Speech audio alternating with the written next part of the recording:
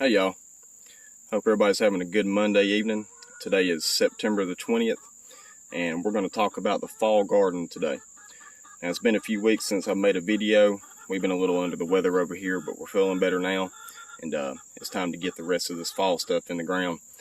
Now, we've got, Thursday and Friday. We've got temperatures in the morning dropping into the high 40s. We had a cold front move in after this last hurricane. So we're going to try to get all of our fall seeds planted this week. But let me take you around real quick, show you what we got here. So our transplants that we put in the ground, that we started from seed on the makeshift seed starting table. The cabbage here, that's the premium flat lake Dutch cabbage. Most of it is done really good. We did lose a few, which is no problem. We can just put in some more seeds and let them be a few weeks behind the others, but no big deal there. They're doing pretty good. You can tell that some of them have been eaten on by some pests, which is to be expected. But I think I'm going to do exactly what I did with the summer garden this year. I'm not going to use any sort of pesticide, and if I don't have to, I'm not even going to use the organic products, neem oil and whatnot. Try to, being the key word. We'll see how that goes. But so far, these transplants have been in the ground for, I guess about 2 weeks now in the garden. And they have really taken off. I mean, they have, once they got in this good soil here, they have pretty well doubled in size. We got a good big cabbage here. And this variety is supposed to be these big heads, 10 to 15 pound heads. Still got some weeds to pull out, as usual. And then we got the collard greens, the Georgia Southern Creole collards. They're doing pretty good too, but as you can see, they get munched on by a critter, it looks like. Or maybe that was just the rain that snapped that off. But other than that, this one looks to be a pretty healthy plant. Of course, y'all know I love my collard greens, but they have really taken off too. That one's gotten to really good size. Now everything looks a little bit different today. We have cleared out all the beds. Still got some weeds and some of these to pull out. But for the most part, it's looking pretty bare. We did clean out the chicken coop. Piled it up over here on the compost pile. I'm trying my best to get a few loads of compost this winter. But we got some scraps in there, garden clippings, grass clippings as well. Dead plants we pulled out, old used spent topsoil, some leaves, just kind of all mixed up in there, chicken manure. And we still got to pull all the rest of this side of the garden out. This is full of the flowers, some herbs and stuff like that. And this is going to be a chore. It's also got a ton of weeds. And as you can see, a ton of wild blackberry vines. And it popped up in here. So we're going to have to get busy on that here pretty soon. I hate to pull these pretty zinnias out, but it's that time of year. Now y'all, you probably remember me telling you about the morning glories that I planted one year, ripped out, and they've been coming back ever since. Alright, look, let me tell you, morning glories are pretty, but if you plant them in your garden, they will take over. I mean, absolutely take over. So here's the start of one vine right here, going along the fence. There's another few vines that had died off as well, and these all volunteered. They came back from last year after I pulled all these out. Now look, let me show you. These things spread all throughout. That's what this is. This big old huge long vine here. And if you ain't careful, they will choke a lot of your other stuff out. It spread over to there as well. And all throughout here. But yeah, like I say, don't plant morning glories in your garden. They're pretty, but you're going to be asking for it later on. Now, like I say, we still got a good bit of stuff to pull out. Should be able to get that done this week. These bunching onions here, what's left, we're going to feed all of those to the chickens. A lot of this is going to get fed to the chickens, truthfully. Now, we started ripping out these blackberry plants. We're going to be planting our mustard greens for the chickens here this fall. And we've had these here for, I guess, about 2 years now. Started with 6 plants and just took over this whole bed. They spread quickly. But our plan is we have some apple trees out back. We're going to be planting these strawberries over with the apple trees and the peach trees and the blueberries. Just try to consolidate things. We're going to have the annual side of the garden and the perennial side of the garden. But working on that. These guys, they're in here pretty deep. It's a bit of a job to pull all these out, but it's getting there. But the broccoli transplants that we started from seed, they're doing good. They've also doubled in size since they've been put in here. Now some of these are a little bit behind the others. That guy's still got a little ways to go before he catches up. And we've still got a few weeds that need to be pulled out. But we always gonna have that. And again, these are also getting munched on a little bit by pests, but we're gonna try not to use anything if we don't have to. If y'all know what I do for a living, you know I have readily and available access to any sort of pesticide you can think of, but that's one thing I definitely try not to do, is use pesticide in our garden. The only thing I will say that I use is we have a bad problem with fire ants here in the south. I do use a granule insecticide for fire ants. In between plantings, treat those beds with that and just let it sit. By the time that it washes down, it's no longer really a factor. The fire ants will tear you up out here. Now I got some sugar peas planted over here. Planted these by seed just a few days ago, so these are the new sprouts. They're sprouting up pretty quick. I do have some that did not germinate on the other side of this trellis, so I'll have to go back and put some more seeds in the ground there. I think I planted 8 seeds on this side, and this is the only one that decided to show his pretty face, so I'm going to put some more in there. The broccoli is coming along really good, and the kale over here. I've got 2 different varieties of kale. I've got the red Russian kale and the lacinato kale. And again, I expect some of these probably won't make it. These are the transplants. But as of yet, they're doing very well.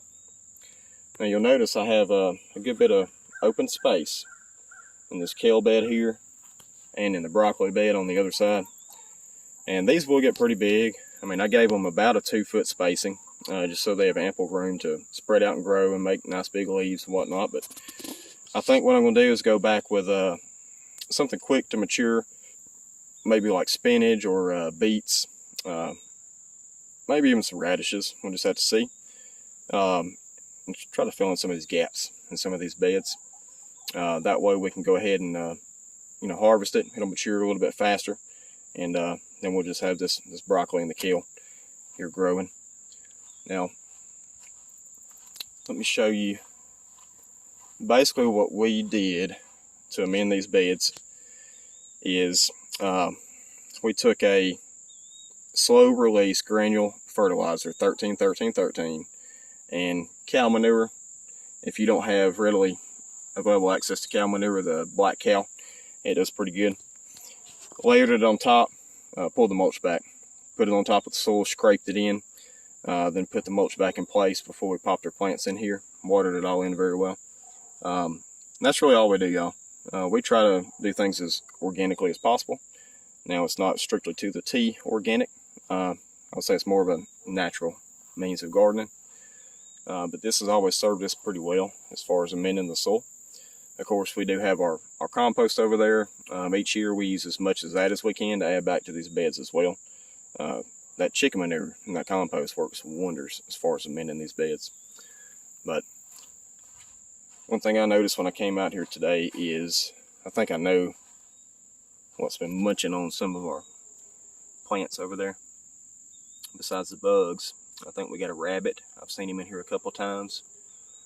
And of course I know we have squirrels, but anyway, y'all, let me go over here and I'll take a look at the seeds that I brought out here, and we'll show you some of the seeds that we plan on planting. I don't expect I'll get them all planted today, but we're going to get a start on them. So let me head over here and we'll take a look. Alright, y'all, so let's take a look here. This is the majority of the seeds that we're going to be planting for the fall garden this year. We are going to succession sow a lot of this stuff. Some of it matures very quickly, so we're going to try to get as much as we can out of it. Detroit dark red beets. Grown these before. Love those beets. Rutabaga. Never grown them before. It's supposed to be like a potato substitute. A lot of people do mashed potatoes with sour cream and chives. We'll give them a try. 55 days to maturity. Excited about that. Now, white Creole onions. Supposed to be well suited for the south. We're going to try them out. And where'd they go? Oh yeah. Also got the red Creole variety as well. And I don't have it here, but we are going to do some yellow Spanish sweet onions too. Give all three of these onions a try. I've grown the yellow ones before. They do good. Excited to see what these Creole onions do. Like I say, we grow a lot of carrots. We have actually a few more varieties than this in the house to plant, but this is the Cosmic Purple Carrot. This is also a free seed from Baker Creek. Pretty excited about trying these out. We'll see how they do. Let's see. This will sprout in 12 to 18 days.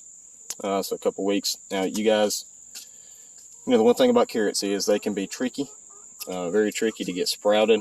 Mainly because the seeds are so tiny. If you have a lot of rain, which we have here lately, your seeds they'll get washed away. A lot of people take and they'll plant their seeds in the furrows, and then they'll take and cover it up with a board, cardboard, something like that after they water it in real well. That way they don't get any excess moisture other than what they want to be on there, keep it from washing out. Now we're going to grow a lot of leafy greens this year. Black seeded Simpson lettuce, Bloomsdale spinach, and then the giant red mustard green. And that's going to be for the chickens primarily, and us. Another free seed from Baker Creek. And then I don't know how to say this, Rogue de Havre lettuce, a red lettuce type, from Baker Creek as well. And then the butterhead lettuce. Most of our lettuce greens we're going to use as like a cut and come again, instead of just the whole head. And we probably will let some go to head and try to get a big head of lettuce. But most of our use for this is going to be for just lettuce greens, as far as like a salad and that sort of thing. Oregon sugar peas. Like I said, I saw these in the store a couple weeks ago, and I said, hey, we're going to try these out. Never tried these before, but so far I've had several sprout over there. They seem like they'll do pretty good. Just got to replant some of these seeds. And now the broccoli. I may pop in some more broccoli, maybe some more cabbages and collards once I get the other side of the bed, or other side of the garden cleaned out over there in those beds. Or we may plant something else there. I haven't really decided yet. So I'm going to get started planting some of these seeds, y'all. And once I get done with that, I'll be back in just a few. Alright, and we're back. Alright, so we got this whole bed here planted with leafy greens, some lettuce, and some spinach. And basically what we did was we did 2 rows of spinach here, and then we did 3 rows of the Rogue de Havre red lettuce, 3 more rows of the black seeded Simpson, 3 more rows of the Bib Butterhead, and then 2 more rows of spinach on the end right here. Now the reason why I planted the spinach on the ends, they're going to mature a lot faster. We'll be harvesting those a lot sooner, and once we pop them out, we can put something else in their place without having to disturb the lettuce greens. But we are not going to water these in. It rained earlier today and pretty much all day yesterday. This ground is still nice and moist. No need to water this. And not to mention, we also have more rain coming tonight. and tomorrow. So we're going to take advantage of that. Now, all we got done today was this bed here with the lettuce and the spinach. Still want to plant some more greens in some different areas. Like I said, we got some holes to fill in. Still trying to decide what all I'm going to plant in what beds. Still haven't quite got that all the way figured out yet.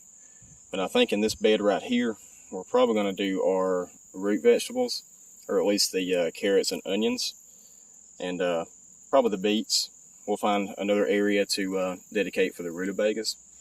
But that's the first round of the seeds for the fall popped in, and we still got a lot more to go. Now, another thing I wanted to show you guys, since I hadn't been able to do a video in a little bit of time, I talked about the chicken setup, how they would not use the old nest box that we built. Well, we got that figured out, so let me take you over here to these girls. Let me show you what we did. Alright, so this is probably going to be hard to see here, running out of daylight, but as some of y'all probably know, we used to have the nest box, the milk crates, set up on the left side of the coop, on the inside right here, because this nest box that we built, they did not want to lay in it for whatever reason. So what we did is we took our milk crates and we moved them over here, right in front of the nest boxes that we had built, to try to encourage them to start laying over here. And it worked, y'all. They are laying in the nest boxes finally, and they seem to enjoy it. Now, I went ahead this morning, I was in such a hurry, I went ahead and pulled the eggs for the last couple of days and set them over here in this little corner. That way we can try to avoid getting another broody hen. We got one, she tends to get broody a lot. Try to prevent that from happening. But yeah, that was an easy fix, y'all. Just moved the milk crates over here and they started laying.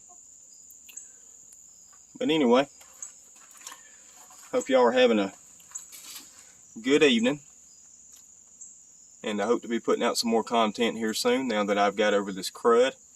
And of course, as always, thank y'all for watching, and we'll see you later.